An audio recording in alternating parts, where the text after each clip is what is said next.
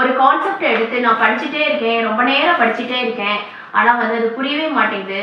அதனால ஒரு மணி நேரம் படிச்சுட்டு அப்புறம் எக்ஸாம் எழுதுறப்பையும் மறந்து போயிடுது. இப்படின்னு நிறைய பேர் ஃபீல் பண்ணிட்டு இருக்கீங்களா? அவங்களுக்கு தான் இந்த வீடியோ.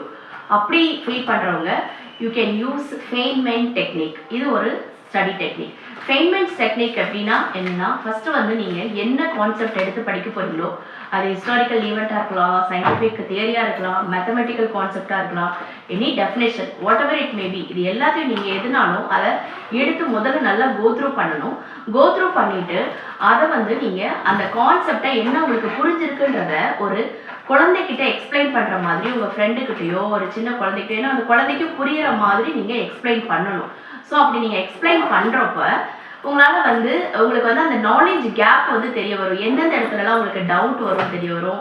இல்லை கேட்டுட்டு இருக்கவங்க உங்களை ஒரு கொஸ்டின் பண்ணுவாங்க. அப்போ எந்தெந்த இடத்துலலாம் நமக்கு டவுட்ஸ் இருக்குது, எந்தெந்த இடத்துலலாம் நமக்கு புரியலை அப்படிங்கிறது உங்களுக்கு தெளிவாயிடும். இப்போ உங்களுக்கு பக்கத்தில் ஃப்ரெண்டோ ஒரு சின்ன குழந்தையோ இல்லை அப்படின்னா நீங்கள் ஒரு லிஸ்ட் அவுட் பண்ணிக்கோங்க. என்ன படிச்சிருக்கீங்களோ அதை ஒரு பேப்பர் எடுத்து ஃபுல்லாக நீங்கள் என்னெல்லாம் புரிஞ்சிருக்குன்னு எழுதுறப்பயே உங்களுக்கு புரிஞ்சிடும். உங்களால் ரியலைஸ் பண்ண முடியும் எந்த இடத்துல நமக்கு நாலேஜ் கேப் இருக்குது, எந்த இடத்துல நமக்கு புரியல அப்படின்னு உங்களுக்கு தெரிய வந்துடும். அப்புறம் நம்ம உடனே என்னென்னலாம் டவுட்ஸ் இருக்கோ அதெல்லாம் தனியாக ஒரு லிஸ்ட் அவுட் எடுத்துக்கிட்டு அதை வந்து நீங்கள் ரெஃபர் பண்ணி உங்களோட டீச்சர்கிட்ட, ப்ரொஃபஸர்கிட்ட, ப்ளஸ் வந்து நம்ம கூகுளில் எல்லாத்துலேயுமே நீங்கள் சர்ச் பண்ணி அதை பற்றி நல்லா சர்ச் பண்ண ஆரம்பிச்சோடனே உங்களுக்கு எல்லாமே அது புரிய ஆரம்பிச்சிடும். அப்போ புரிஞ்ச பின்னாடி நீங்கள் திரும்ப எக்ஸ்பிளைன் பண்ணி பார்க்கணும். அப்போது உங்களுக்கு வந்து அந்த இடத்துல ஒரு கிளாரிட்டி கிடைக்கும். ஸோ எந்த இடத்துல டவுட் இருந்ததோ அது இப்போ உங்களுக்கு கிளியராக இருக்கும். ஸோ இந்த ஃபெய்ன்மென்ட் டெக்னிக்கை யூஸ் பண்ணுறப்ப நம்ம வந்து நம்மளே வந்து செல்ஃப் கரெக்ஷன் பண்ணிக்கிறோம். அதை நம்ம படித்த கான்செப்ட்டு நமக்கு புரியலைங்கிறத நம்மளே வந்து செல்ஃப் கரெக்ஷன் பண்ணி அதை தெரிஞ்சுக்கிறோம். ஸோ இது வந்து ஒரு நல்ல மெத்தடு. இதை நீங்கள் ஃபாலோ பண்ணி படித்து பாருங்கள்.